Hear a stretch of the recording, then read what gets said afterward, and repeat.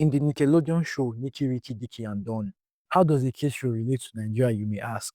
Hold on, you'll find out. There's this lesson at the end of an episode that for some reason always stuck with me. I guess the old saying is true. Those who fail to learn from history are doomed to repeat it. Those who don't learn from history are doomed to repeat it. It's funny that a lesson from a kids show is still something that we Nigerians still haven't grasped to this day. From the beginning of time, or more accurately, 1960, we don't know our history and we don't learn from our past. Now, what brought this up? Two things actually.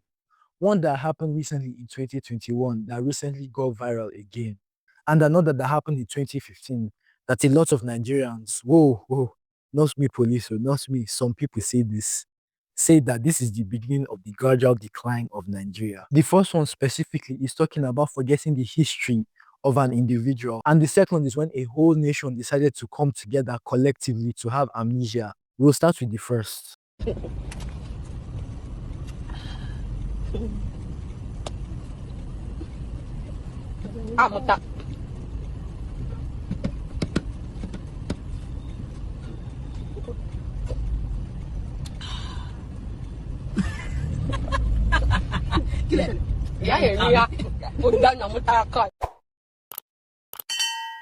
What you're seeing right here is exactly what you think this is.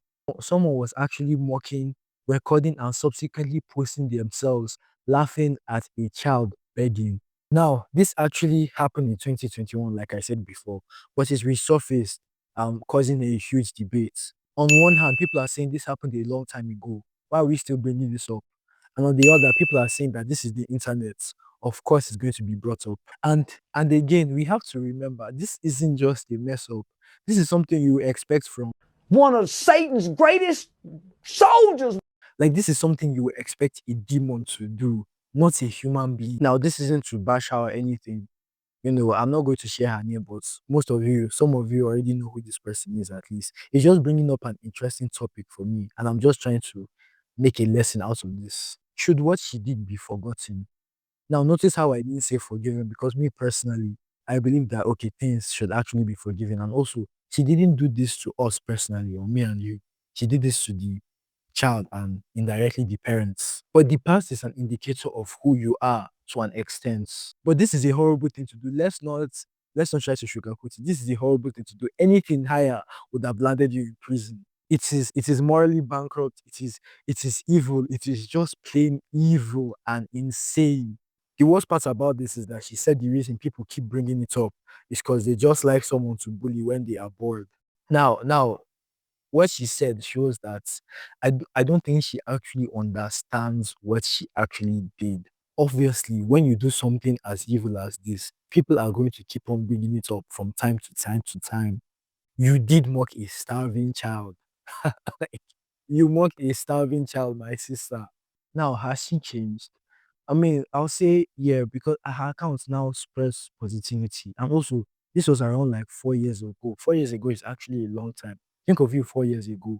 You changed from then to now. So, like, giving her the benefits of the doubt, I'll say that she has changed. But still, actions have consequences. This is basically the whole summary of this video. If you're leaving this video with anything that I want to say, it is that past actions have consequences, and it should have consequences. I don't hate her. And because I don't personally know her, she's always going to be in my mind the person that mocked a starving child. And that's okay. Like I said, actions have consequences. Now, listen close. Come close. A little closer. Let me tell you a secret. Everything that's happening in Nigeria now has happened before in the past. There's nothing new under the sun. Corruption, check. Tribalism, check. Insecurity, check. I could go on. This has always been problems facing Nigerians from the big since 1960, basically. But we never seem to learn from it. Why? Because we always forget our past. Now, let's move to the second story. And let me give you guys a little story before this story. It's the year 2001. You went and bought Bitcoin for the very first time. You went to show your friend, and your friend looked at it and told you that this will never become big. And not only did he laugh at you, he mocked you, and he also took the Bitcoin away from you and then threw it outside the garbage or something. You spent days and even some years looking for it. It landed in 2003 until you found it again. And fast forward to 2020 or 2016, when whatever time Bitcoin exploded, Bitcoin was growing in value. Everybody wanted it, and you had a stash since 2003. Now you're a millionaire or a billionaire, depending on the amount that you got. Now, if that friend came to you after he was the one that threw away your Bitcoin and it took you 2 years to get it back, would you give it? Would you give it back to him? Most of you will say no. We won't. Why would we do that? We don't. And yeah, you know, that's the irrational thing to say. But should I tell you that we as Nigerians did this? We did give the Bitcoin to our friend, and the friend in this story, who is in real life, I'm talking about the man, the myth, the legend, former President Muhammadu Buhari. Let me explain.